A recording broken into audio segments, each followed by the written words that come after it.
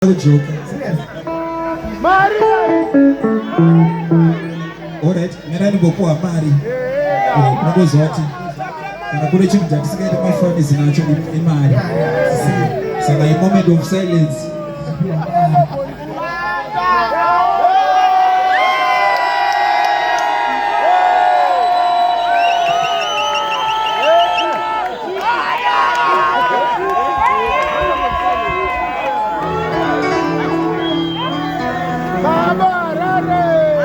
Thank you so much.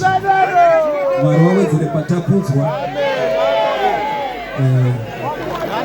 Semunhu akuita kwese kuchechi nekubhawa. Tinoti Mwari wawedzere gomo. I declare a decree abundance in your life. Can I prophesy? Can I prophesy?